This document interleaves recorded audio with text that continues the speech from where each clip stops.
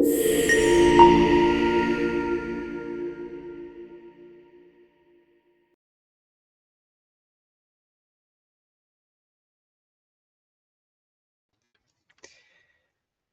à toutes et à tous, bienvenue dans ce webinaire sur le réemploi des emballages.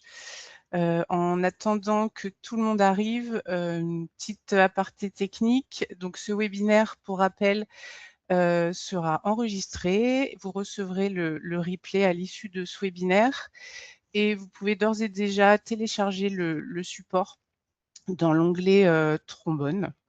Voilà, vous aurez d'autres supports aussi à télécharger si vous le souhaitez, en lien avec ce webinaire.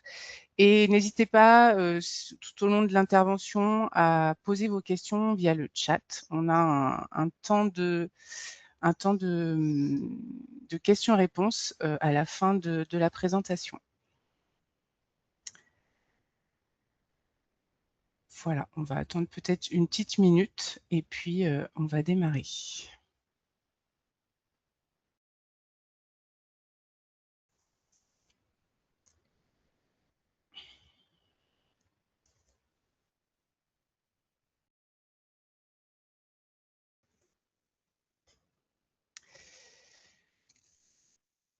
Alors, je pense qu'on peut y aller, les autres nous rejoindront en cours. Donc, voilà, je répète, hein, bonjour à toutes et à tous. Donc, bienvenue dans ce webinaire donc, sur le sujet des réemplois des emballages. Et aujourd'hui, on va notamment vous présenter comment IPC accompagne les industriels face aux enjeux techniques et réglementaires.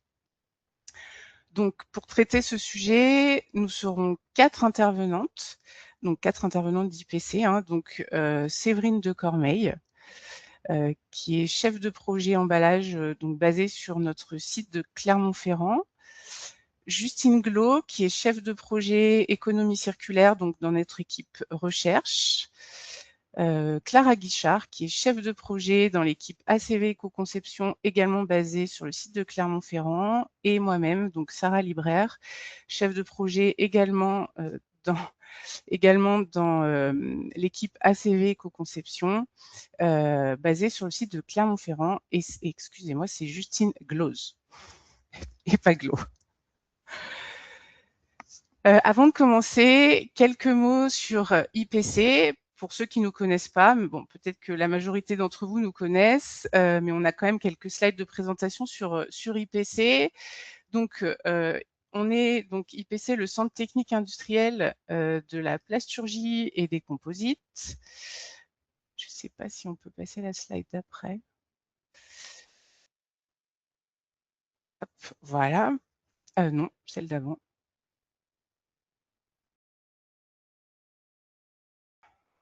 Hop, voilà. Donc, on accompagne les industriels dans leurs enjeux d'innovation, de performance et de transition environnementale. Notre action repose sur 3 piliers complémentaires. Donc, la recherche, voilà, pour créer de nouvelles connaissances, les actions collectives, voilà, dans le bloc IPC collective. Donc, ces actions collectives, c'est notamment pour diffuser les innovations et accompagner la filière. Et enfin, IPC Entreprises, c'est l'accompagnement des entreprises via des prestations privées pour répondre notamment aux besoins des industriels en matière de développement, de procédés, de technologies, etc. Et donc, grâce à cette approche, associée bien évidemment à nos activités de veille technologique, de normalisation ou encore de certification, nous contribuons à améliorer la compétitivité de l'industrie française. Donc IPC, voilà, IPC, on travaille autour de 3 axes stratégiques aujourd'hui que sont la transition écologique et énergétique, l'industrie du futur et les produits à haute valeur ajoutée. Pour mener à bien ces missions, IPC s'appuie voilà, sur plusieurs pôles de compétences et répartis sur l'ensemble du territoire. Donc notre principal site est situé à Oyonnax. Et donc à Oyonnax, voilà, le site d'Oyonnax regroupe une large palette de moyens techniques tels que une plateforme technique d'injection, notamment de fabrication additive, notre équipe de simulation numérique, un laboratoire de caractérisation et d'essai, et également une ligne de recyclage et d'intégration de matières premières recyclées, et également une ligne de purification au CO2 supercritique. On a également une équipe à Alençon qui est spécialisée dans le développement plasturgie et qui a une expertise notamment dans l'extrusion et les matériaux biosourcés. Notre équipe de Laval est spécialisée dans les développements composites, donc expertise composite à Laval. Sur notre site de Clermont-Ferrand, on a notamment le laboratoire spécialisé dans les emballages, qui travaille notamment sur le contact alimentaire, par exemple, tout ce qui est interaction contenant-contenu, études de perméabilité, également un laboratoire spécialisé dans la biodégradabilité. On a notre équipe donc d'ACV éco-conception, donc notre expertise ACV qui est également basée sur le site de Clermont. Et puis, donc on va largement en parler aujourd'hui, également basée à Clermont, notre plateforme de réemploi et de lavage, sans oublier notre bureau de normalisation basé à Paris. Donc, pour le sommaire, donc, au cours de ce webinaire, nous allons aborder différents enjeux liés au réemploi des emballages plastiques. Donc, Séverine nous fera une introduction sur pourquoi le réemploi des emballages plastiques devient incontournable. Elle nous présentera également les moyens mis en place par IPC pour tester, caractériser et évaluer l'aptitude des emballages au réemploi. Donc, ces équipements qui vous seront présentés ont été financés par Citeo dans le cadre des projets de recherche ProToReuse et ProLoop. Et ils permettent de reproduire, mais ça, Séverine vous en parlera plus précisément, les différentes étapes d'une boucle de réemploi. Justine nous partagera ensuite un retour d'expérience sur un projet de recherche, donc le projet BuddyPack qui est maintenant terminé et qui a été coordonné par IPC. Et enfin, Clara et moi-même, nous vous présenterons une partie sur l'évaluation environnementale des solutions de réemploi à travers le développement de notre outil d'ACV C3R Impact et également à travers la production de nouvelles données environnementales issues de projets d'ICV, donc qui sont financés par IPC et l'ADEME, et notamment les projets ICV Plast et Viking.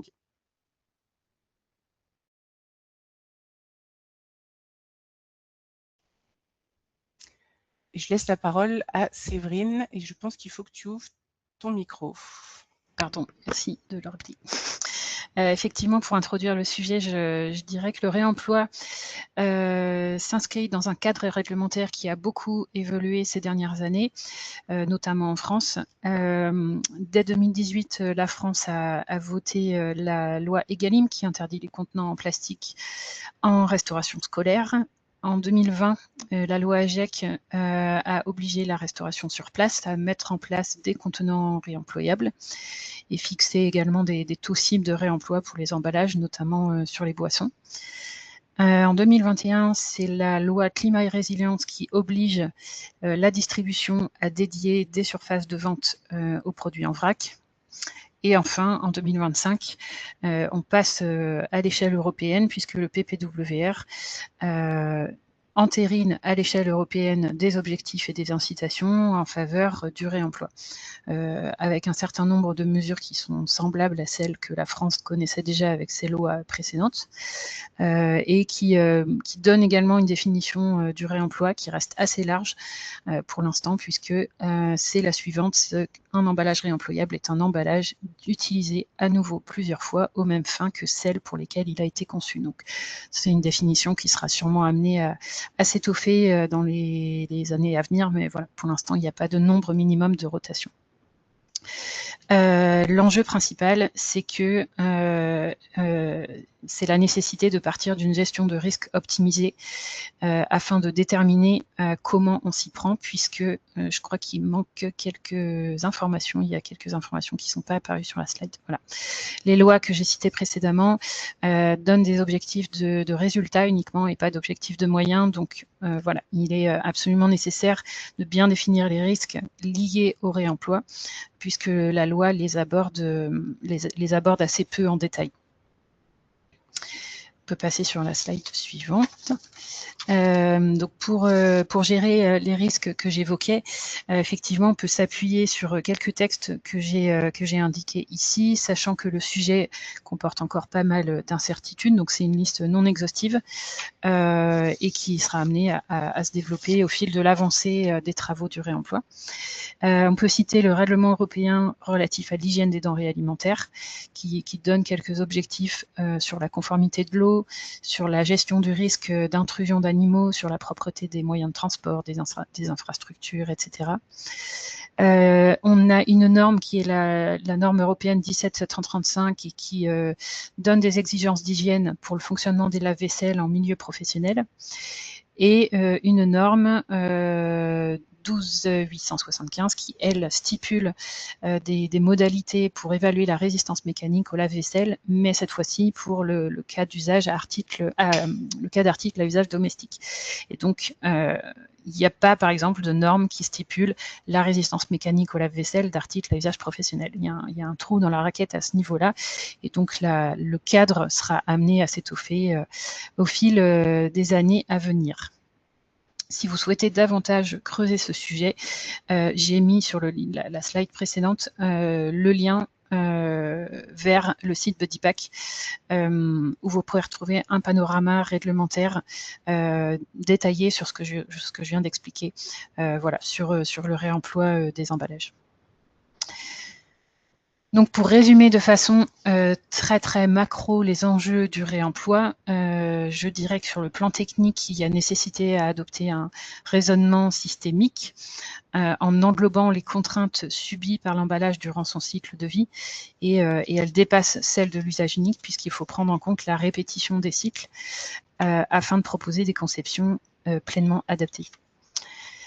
Sur le plan économique, le réemploi représente un changement de paradigme pour l'industrie, donc il est capital d'élaborer et d'éprouver de nouveaux modèles économiques liés à ces nouveaux usages et de construire une nouvelle chaîne de valeur qui englobe des acteurs très divers tout au long de la boucle de réemploi qui va de la collecte à la traçabilité. Et enfin, sur le volet environnemental, et le changement de paradigme implique aussi la création d'infrastructures mutualisées pour minimiser les impacts du réemploi et s'assurer du bénéfice environnemental face à l'usage unique. Donc, dans cette démarche de support au déploiement du réemploi, IPC a développé un pilote industriel pour le mettre à disposition des acteurs souhaitant évaluer l'aptitude des emballages à être réemployés. Cette plateforme, elle se situe actuellement à Belligna et très prochainement à Saint-Beauzire, donc on mentionne que Saint-Beauzire sur la slide.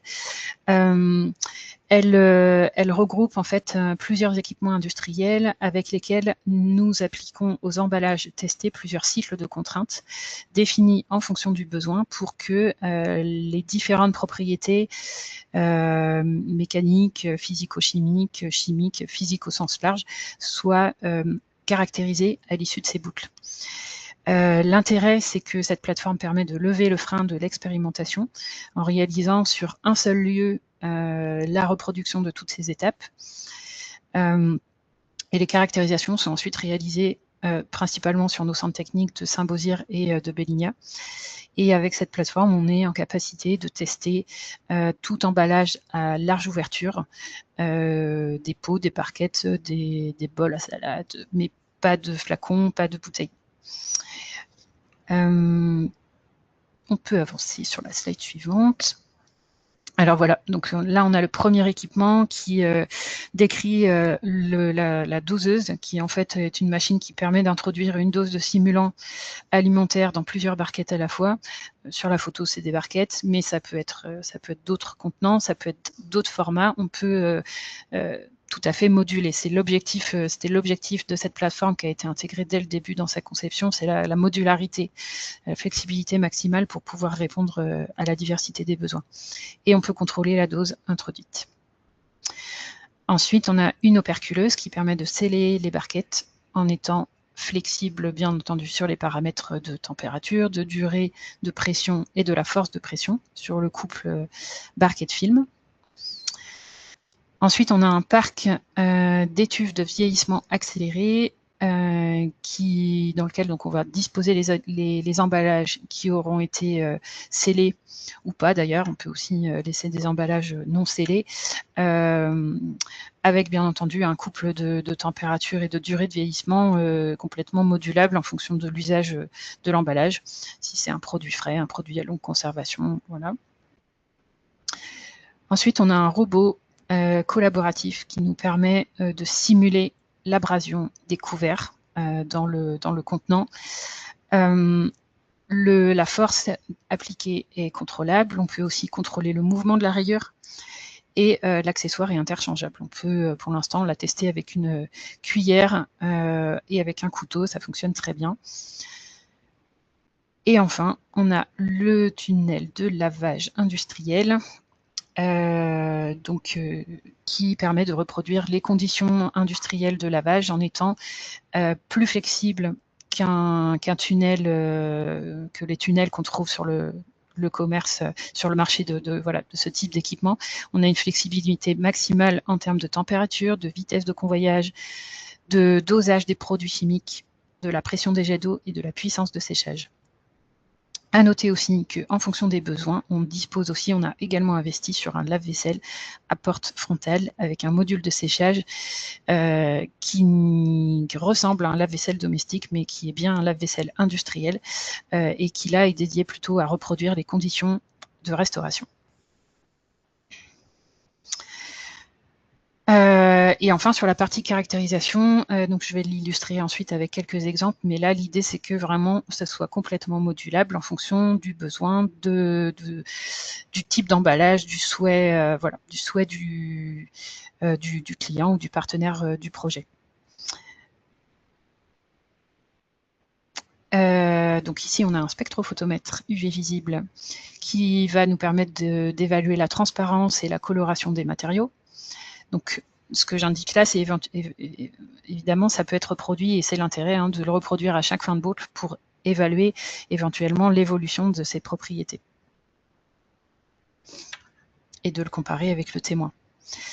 Ici, on a un test de compression qui permet d'évaluer la résistance à la compression de la barquette ou de la force de pelage de l'opercule.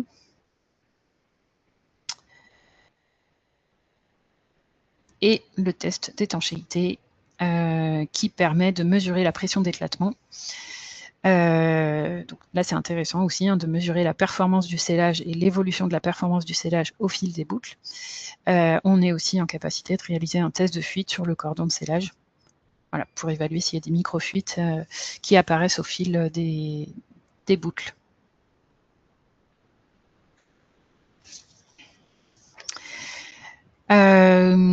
J'ai remis évidemment les mesures plus classiques, on va dire, qui sont les mesures dimensionnelles. Est-ce que le poids évolue également au fil des cycles? L'empilage, le dépilage, l'usage du film, la qualité d'usage. Est-ce que la barquette est brûlante en sortie du micro-ondes? Est-ce que le film se défilme correctement? Est-ce qu'il est pelable correctement? Est-ce que la barquette est plane ou est-ce qu'elle se déforme? Voilà. Et bien entendu, toutes les analyses que vous connaissez sûrement déjà, en tout cas pour le laboratoire de Saint-Beauzire, qui sont les migrations, les NIAS et les analyses microbiologiques.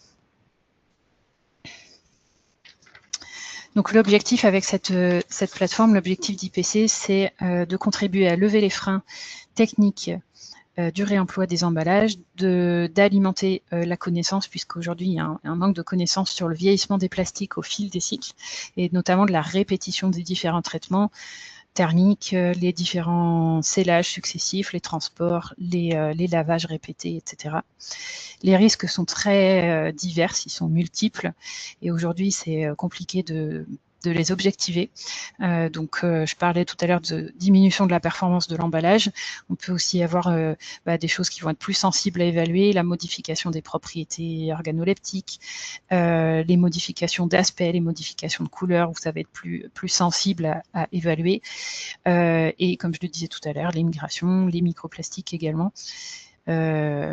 Sur la microbiologie, le risque est d'autant plus spécifique que sur les plastiques, on a une difficulté de séchage. Donc là, c'est vraiment un risque à approfondir. Enfin, il faut absolument qu'on améliore la gestion de ce risque-là.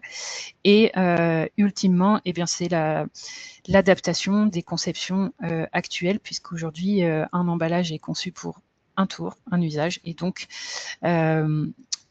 il faut qu'on puisse améliorer la conception en termes de zones de rétention d'eau sur les emballages, les colorations, des colorations qui soient plus adaptées à la répétition des traitements. Et je passe la parole à Justine. Bonjour à tous. Donc moi, je vais vous présenter le retour d'expérience sur un projet de recherche sur l'emploi, qui a déjà été mentionné plus tôt dans la présentation. C'est le projet BuddyPack, qui est un projet fondé par financé par l'Union européenne, qui a démarré en 2022 et donc qui a terminé tout juste en mai 2026. Donc c'est un projet qui a impliqué 17 partenaires tout au long de la chaîne de valeur d'un produit et aussi des différents laboratoires et dans 6 pays européens. L'objectif de ce projet, c'était de développer des emballages plastiques réemployables qui puissent être implémentés dans les marchés à l'aide d'innovations sociétales, économiques et techniques.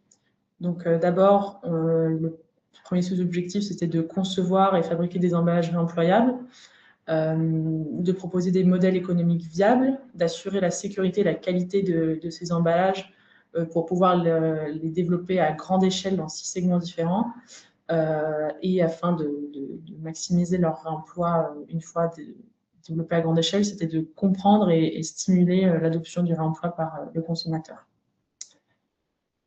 Je vais mettre, tu passes ma diapo par là.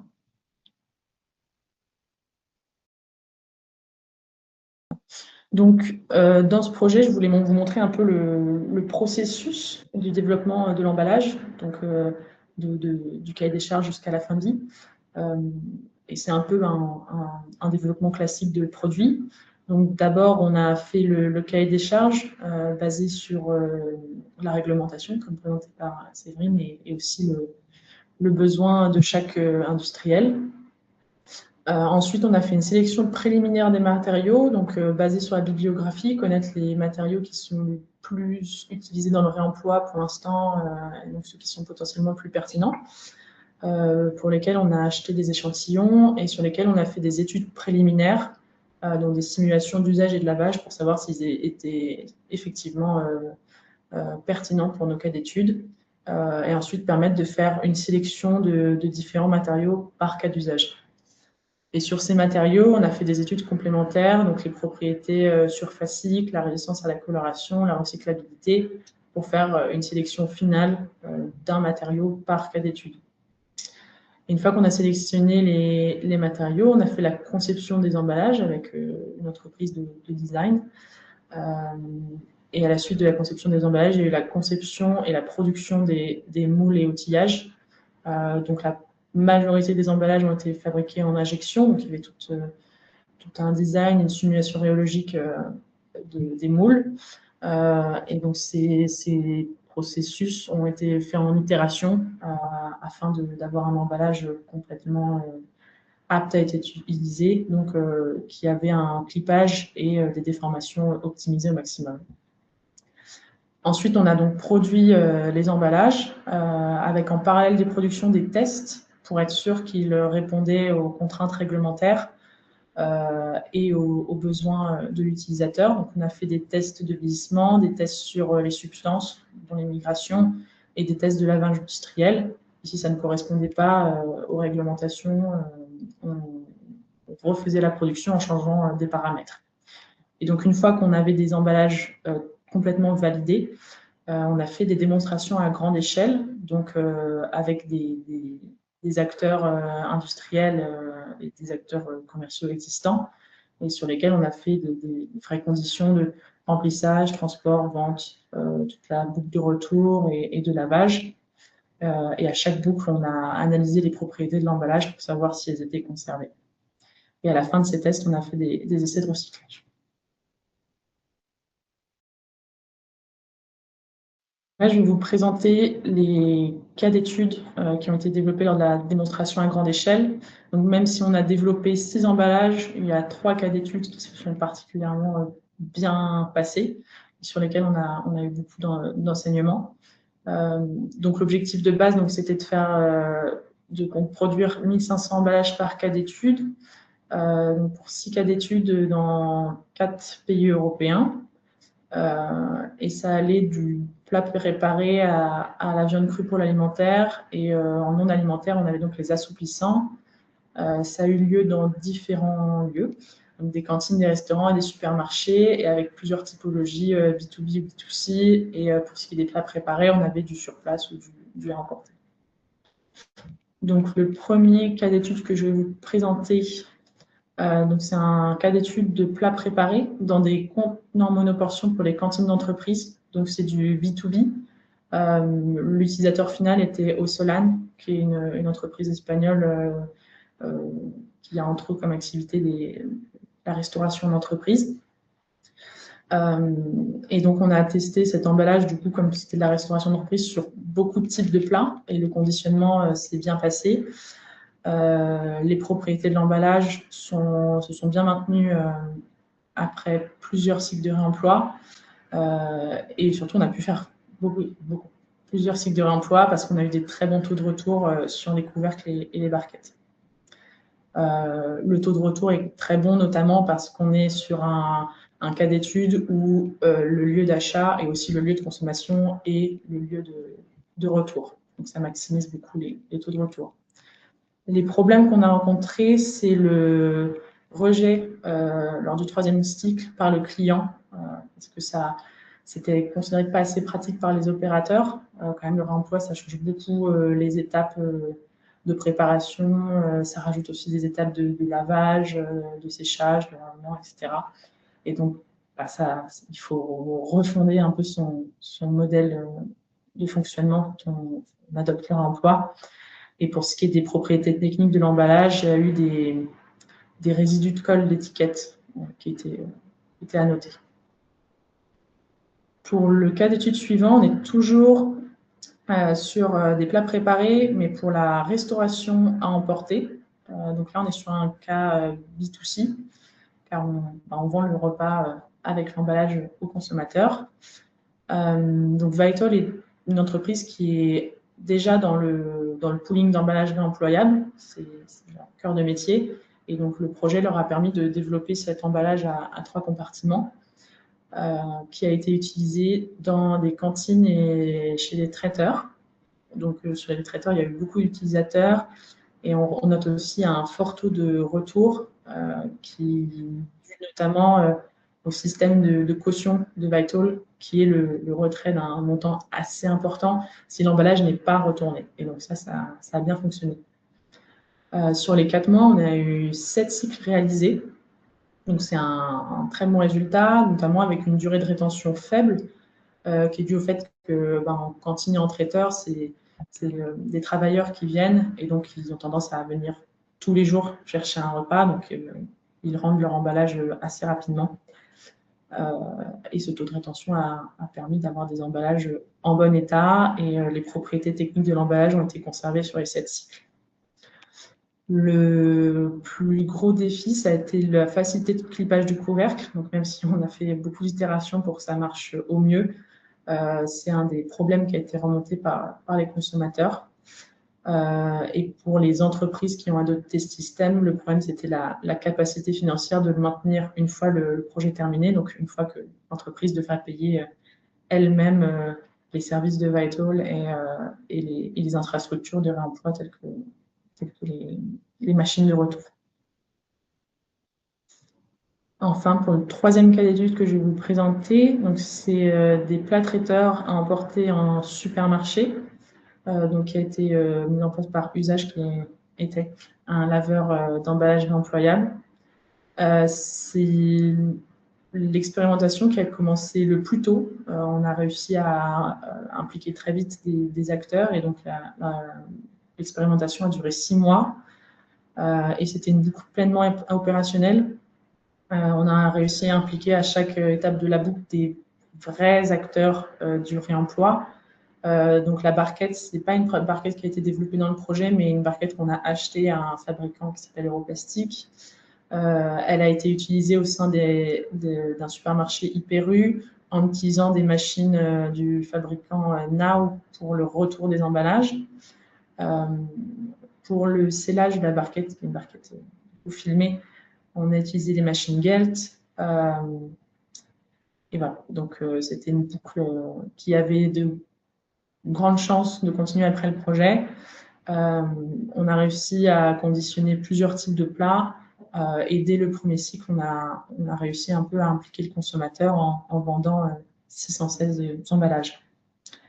Le gros défi sur ce cas d'étude, ça a été le taux de retour. 59%, c'est faible.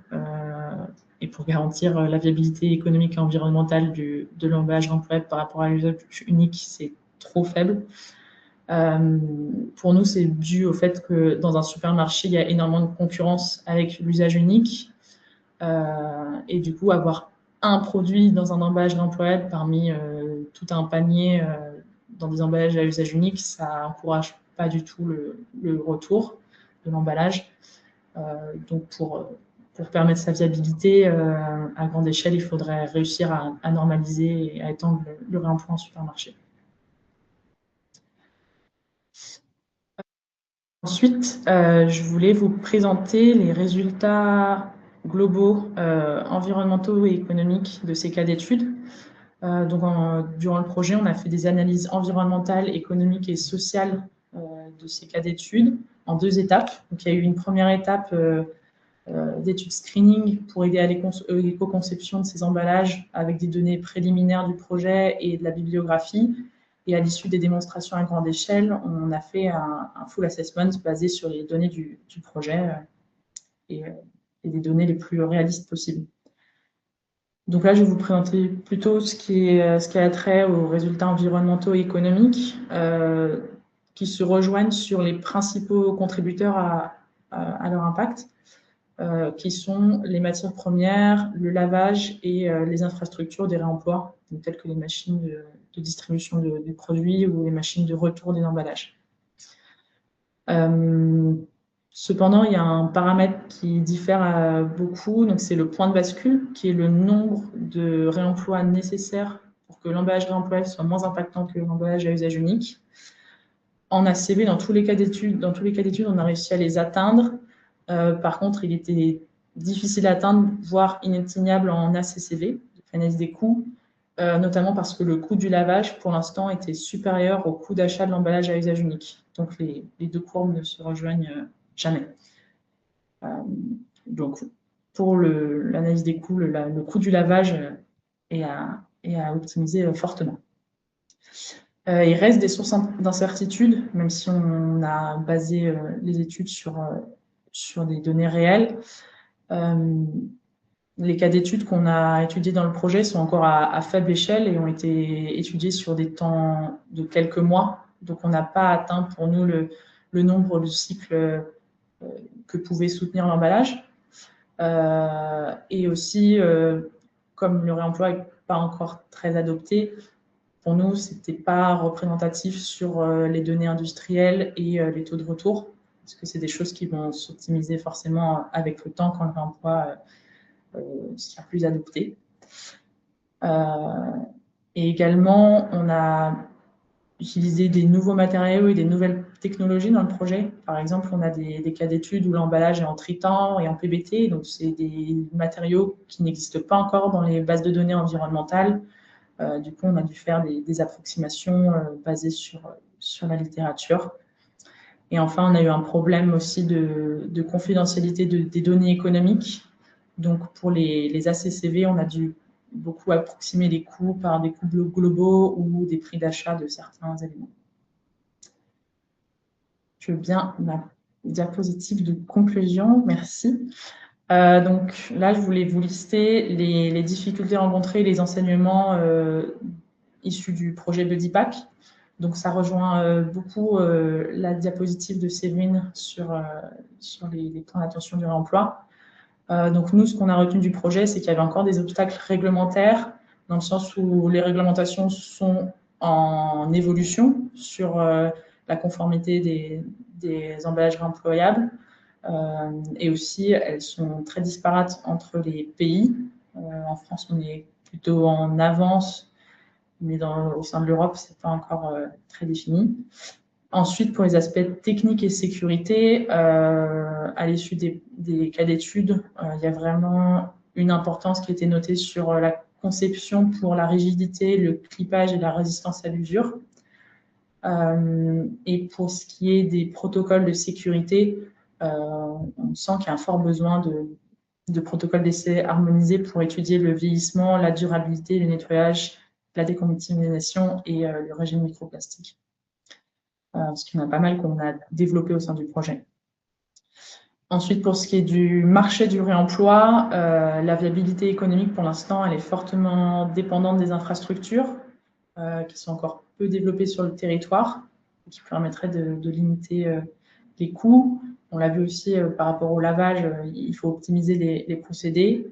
Mais le principal levier de viabilité économique, ce serait d'augmenter le nombre de cycles de réemploi et d'avoir une meilleure volonté des revendeurs. Comme on a vu avec le supermarché, il faut que le revendeur veuille mettre très en avant et pousse le réemploi pour qu'on ait des bons taux de retour. Et à l'issue des démonstrations, comme j'ai dit pour l'analyse environnementale et économique, il nous manque encore des données sur le réemploi. Et donc, on a encore beaucoup d'incertitudes sur les seuils de rentabilité environnementale et économique.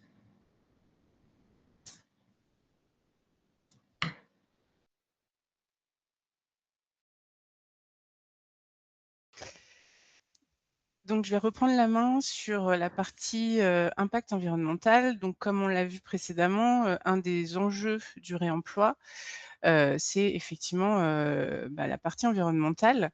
Et donc aujourd'hui, le réemploi est reconnu comme un levier majeur pour réduire les impacts environnementaux des emballages. Donc voilà, le principe est simple, en réutilisant un même emballage plusieurs fois, on évite de fabriquer un nouvel emballage à chaque utilisation. Néanmoins, le bénéfice environnemental du réemploi n'est pas automatique et il dépend fortement des conditions réelles d'utilisation et notamment de différents paramètres. Voilà, par exemple, le nombre de rotations qui est effectivement réalisé, les opérations de lavage, les différentes distances de transport, les pertes également, tout ce qui est taux de retour, perte et casse.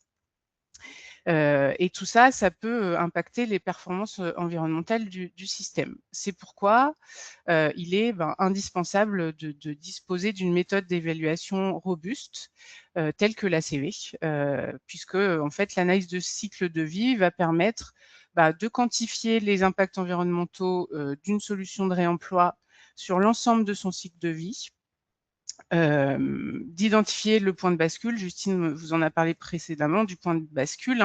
C'est du coup d'identifier à partir de combien de rotations un emballage réemployable devient-il plus performant qu'un emballage à usage unique. Et enfin, de comparer objectivement différents scénarios.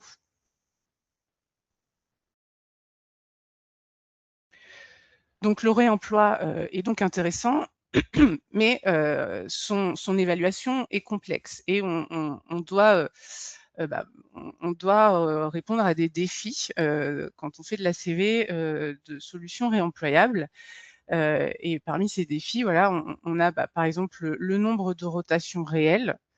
Il va falloir aussi prendre, quand on fait l'ACV de solutions réemployables, en compte les taux de retour, les taux de perte, les taux de casse, puisque tous les emballages ne reviennent pas forcément dans le circuit de réemploi.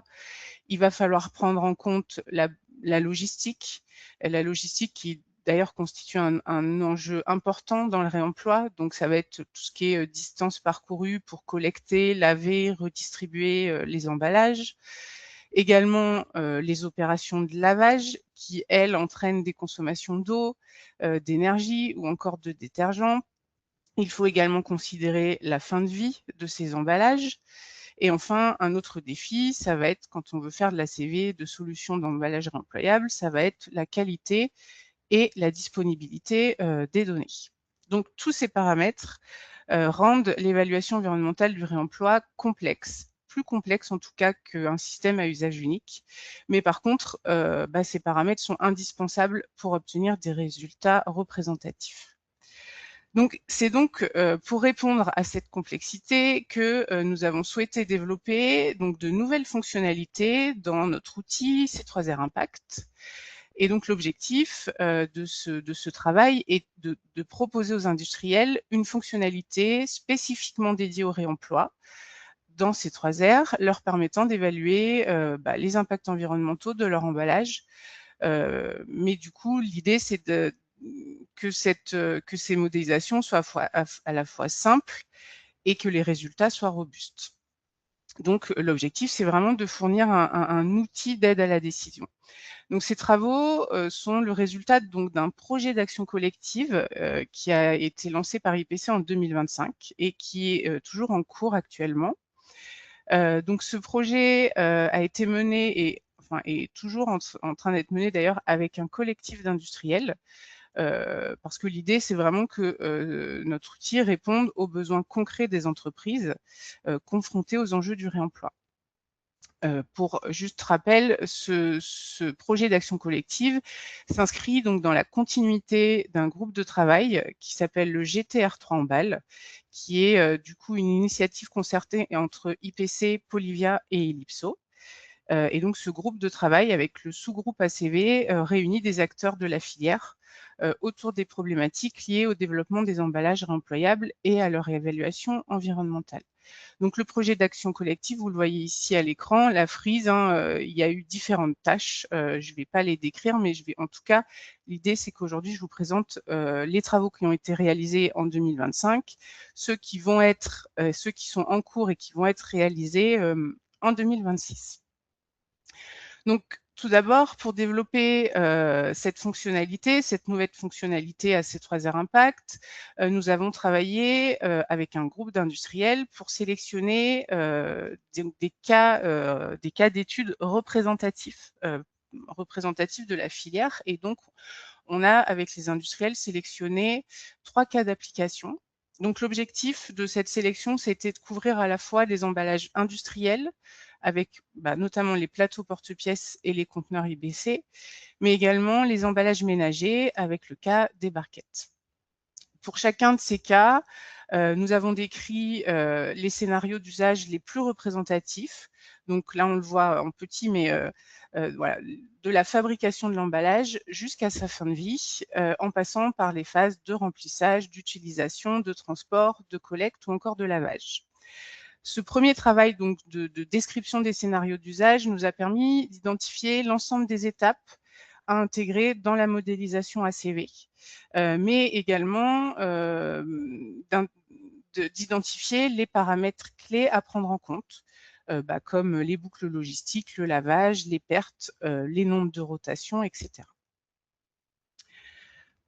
Donc, une fois que ces scénarios ont été définis, nous avons donc cherché à les modéliser dans C3R Impact. Donc, pour rappel, C3R Impact, c'est notre outil d'ACV, c'est donc un logiciel qui est à destination des entreprises, qui dispose d'une base de données assez complète en termes de plastique et composite, et qui permet aujourd'hui de modéliser des produits de l'extraction des matières premières jusqu'à la fin de vie. Donc, qui est quand même essentiellement aujourd'hui orienté usage unique. C'est un outil qui n'a pas forcément été conçu spécifiquement pour le réemploi. Par contre, en s'appuyant sur un module qui est existant actuellement, qui est le module usage, il est aujourd'hui possible de reproduire les scénarios qu'on a décrits avec notamment plusieurs adaptations et des modélisations relativement complexes, mais on a déjà pu faire des choses. Donc, si on passe à la slide suivante, vous allez voir une capture d'écran de ce qu'on a pu faire dans l'outil actuellement. Donc là, on est en mode conception de l'outil et donc cette première phase nous a permis de réaliser des tests de modélisation. Donc voilà, on voit des exemples de modélisation, du lavage, de la boucle logistique avec plusieurs distances de transport. Et ça montre voilà, la manière dont nous avons pu représenter les différentes étapes du système de réemploi dans le module usage. Alors, ces tests, ils ont été très utiles pour nous, notamment pour vérifier que l'ensemble des paramètres spécifiques au réemploi pouvaient être correctement pris en compte dans l'outil.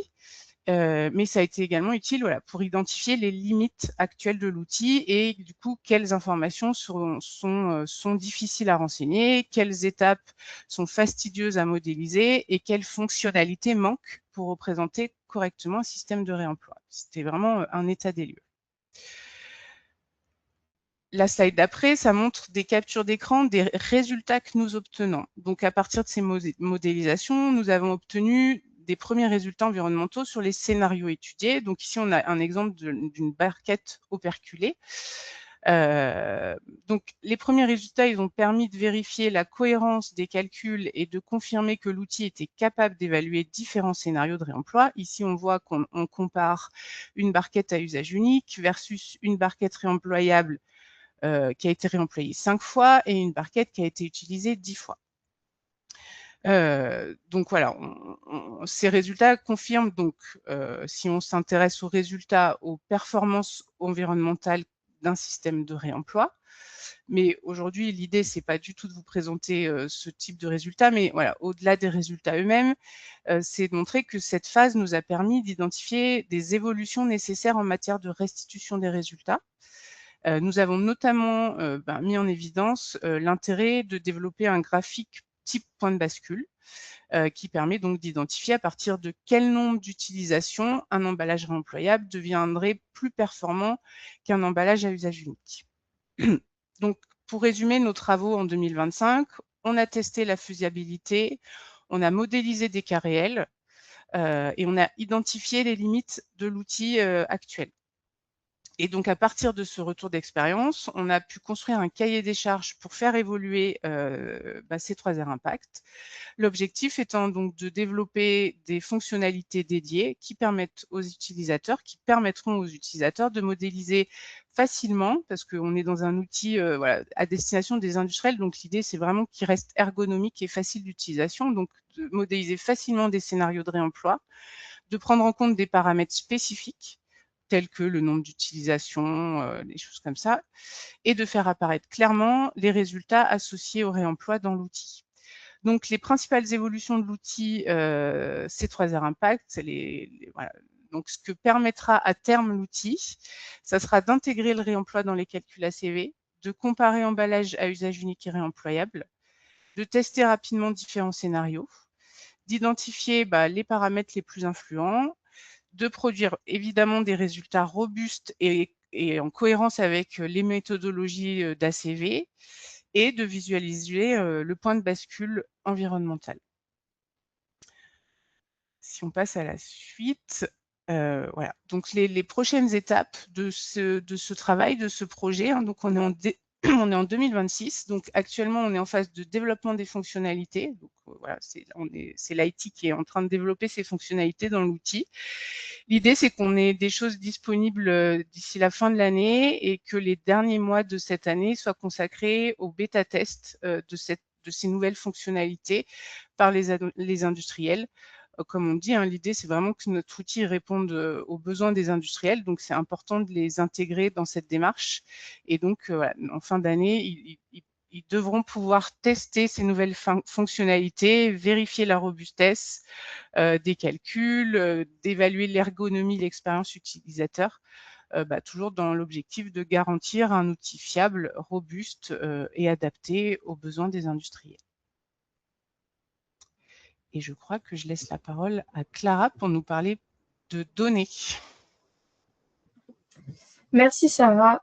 Donc pour continuer dans cette thématique ACV, je vais vous présenter un projet très opérationnel mené par donc IPC et l'ADEME Le but donc, du projet Viking est de justement venir compléter ces bases de données sur plusieurs types de procédés et notamment sur les procédés du réemploi et du lavage des emballages, que ce soit de l'emballage type restauration ou de l'emballage industriel.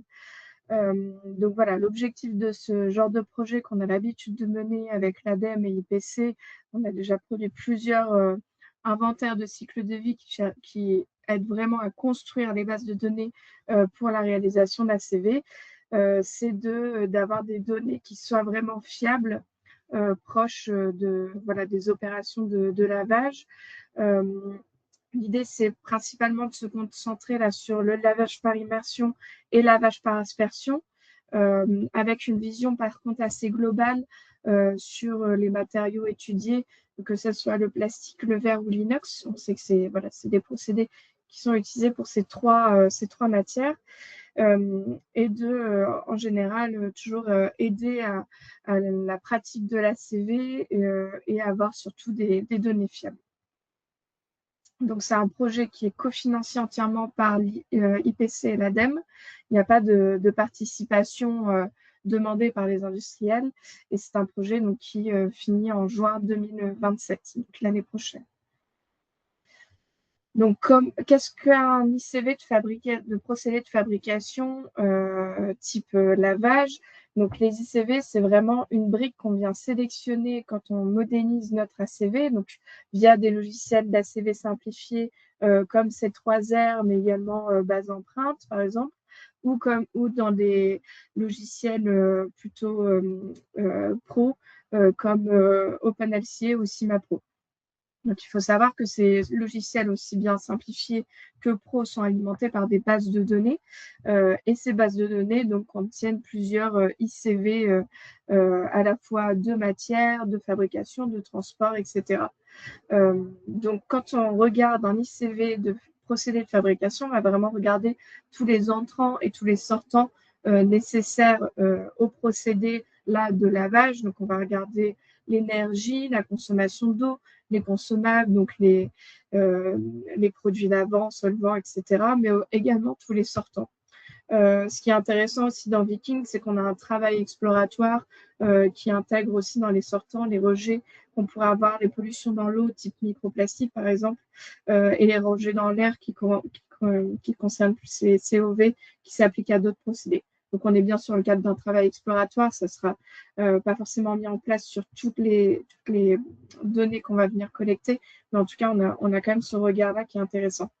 L'idée de ce genre de projet, c'est de mettre à disposition une donnée générique qui rassemble la moyenne de plusieurs industriels audités afin d'avoir une donnée représentative de l'industrie française, en tout cas sur ce procédé, mais aussi afin d'apporter un niveau d'anonymisation de la donnée en la moyennant, en l'agrégeant et en l'anonymisant du coup pour la publication. Côté industriel, chaque industriel reçoit sa donnée spécifique collectée. Donc, celle-ci reste vraiment confidentielle entre IPC et l'industriel et permet d'avoir déjà un état des lieux de l'impact environnemental, de l'impact énergétique de son procédé, des différents consommables donc, répertoriés sur le schéma à gauche. Et ça permet aussi de pouvoir se positionner sur la moyenne nationale. Est-ce que mon procédé va être plus ou moins impactant que la moyenne nationale du procédé de lavage? Ça reste une donnée intéressante. Nous, on s'accorde aussi à intégrer les jeux de données donc dans des bases de données qui est EcoEvent, qui est une des plus grosses bases de données utilisées en ACV et qui après est intégrée dans plusieurs logiciels. Mais on peut aussi intégrer les données spécifiques des clients directement dans ces 3R Impact afin d'avoir sa propre donnée. D'avoir une donnée vraiment propre pour la modélisation de son ACV, ça permet vraiment d'avoir une qualité maximum sur son étude d'analyse de cycle de vie, d'avoir vraiment un niveau d'information très détaillé et d'apporter le plus de précision à sa modélisation et potentiellement baisser des impacts qui pourraient avoir été généralisés dans une donnée moyenne française. Donc voilà sur cette partie création d'inventaire de cycle de vie. Donc nous appelons actuellement à participation tous les industriels motivés pour rejoindre ce projet. Encore une fois, la participation est entièrement prise en charge par IPC et l'ADEME. On n'a pas de demande de participation financière.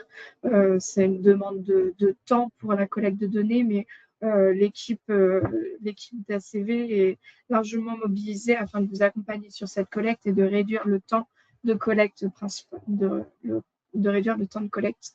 Donc vous, ça vous permet à la fois d'avoir un bilan complet des entrants et des sortants liés à votre procédé, que ce soit énergie, que ce soit plus globalement sur la performance environnementale de vos procédés. Ça permet, si vous êtes dans une démarche vous-même de réalisation, d'analyse de cycle de vie, d'impact environnemental de votre produit ou un de vos clients, par exemple, qui est dans cette démarche-là, d'intégrer vos données spécifiques. Encore une fois, je vous le répète, il y a deux niveaux d'information. Il y a la donnée spécifique pour l'industriel participant et puis, dans un second temps, il y a la donnée générique qui sera accessible sur les bases de données d'ACV. Ça permet vraiment d'avoir une connaissance de l'impact environnemental du procédé de lavage, donc pour la filière en général de lavage des emballages. Et puis, ça permet d'être dans une démarche d'accompagnement par IPC et par l'ADEME pour la filière en général face aux enjeux des impacts environnementaux. Donc, les conditions de participation, on est sur un projet qui a déjà commencé, puisqu'il a commencé en janvier 2026 et fini en juin 2027. On fait un traitement des procédés au fil de l'eau, donc on peut intégrer au fur et à mesure des industriels voulant participer. On a commencé, nous, les collectes en mars de cette année et les dernières collectes seront sur le premier trimestre de 2027, pardon, excusez-moi pour la coquine dans les dates. On accepte des candidatures jusqu'à décembre 2026, voilà, afin de vraiment mettre en place les dernières collectes au mois de janvier et de pouvoir vous intégrer dans cette étude qui sera publiée en juin 2027. Et pour conclure ce webinaire, donc voilà, pour résumer un peu toutes les étapes qu'on vous a présentées, l'idée c'est vraiment que IPC puisse vous accompagner face aux enjeux techniques et environnementaux du réemploi tout au long du chemin de la conception et de la mise en place de votre système de réemploi. Donc voilà, on peut vraiment vous accompagner sur les étapes préliminaires comme la veille et la réglementation, vous accompagner sur la conception des emballages, sur les expérimentations, des boucles de réemploi avec tout le protocole de test de lavage et différents protocoles présentés par Séverine. On a la partie caractérisation qui arrive, qui sont assez liées à cette boucle de réemploi, test de lavage. Et puis, on peut finir vraiment par une évaluation environnementale via nos outils d'ACV, de ces transferts impact présentés par Sarah et de projets comme le projet Viking. Tout ça pour vraiment vous amener dans le chemin de l'industrialisation du réemploi. Voilà, donc pour conclure ce webinaire, je vous propose maintenant de passer à une étape de prise en compte des questions qui ont pu être posées dans le chat. Si Justine veut nous faire remonter quelques questions et Sarah, Justine et Séverine et moi tâcherons d'y répondre. Alors, on a une question de Patrick Dabert de l'INRAE sur la réglementation et si elle a prévu des seuils sur les caractéristiques des emballages à réemployer, dit autrement, sur quels critères et qui choisit le moment où l'emballage n'est plus utilisable. Effectivement, alors la plateforme de réemploi que j'ai présentée au début de la présentation a justement permis de mener les premiers tests et les résultats devraient être publiés par Citeo, je pense, courant d'année début 2027 et ce point sera abordé Et donc actuellement, un comité de consultation est en cours également côté Citeo, piloté par Citeo, qui a pour objectif de mieux définir, entre autres, parce que je pense que ça prendra du temps, mais ça permettra de jeter les premières pierres, comment on définit les critères en fait de réemployabilité. Et pour compléter, au sein du projet BuddyPack, souvent ces critères sont décidés par l'entreprise utilisatrice finale de l'emballage. C'est elle, quand elle récupère l'emballage, qui décide si les rayures, la coloration, l'odeur, etc. sont des critères acceptables. Et ce cahier des charges peut être transmis au laveur qui, à l'issue du lavage, peut décider s'il jette ou pas les emballages. Mais ça manque encore de normalisation.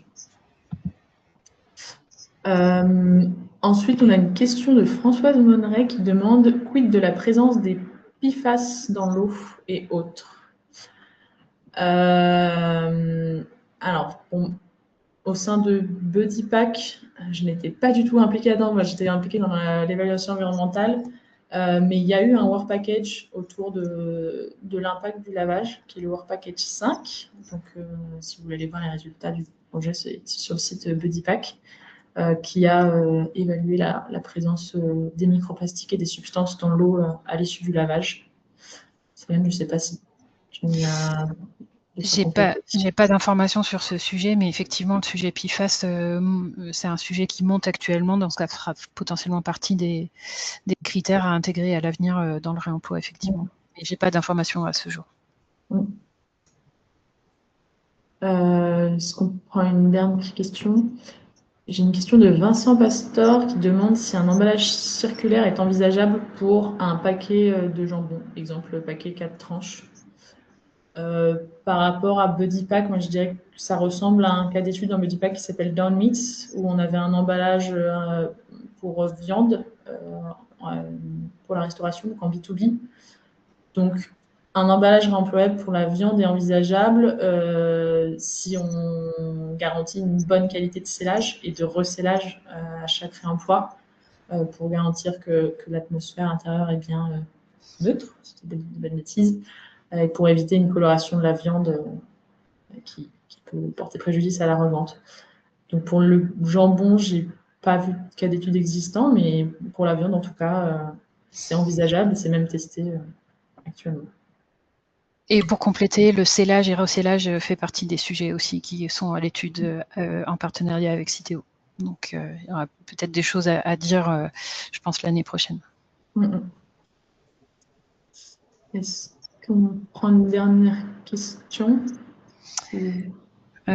Quid de l'évolution compatibilité contact alimentaire? C'est exactement la même réponse que j'ai faite tout à l'heure. La plateforme elle a permis de réaliser des premiers travaux dont les résultats seront probablement publiés par Citeo fin d'année début 2027, dont sur ce sujet alimentarité.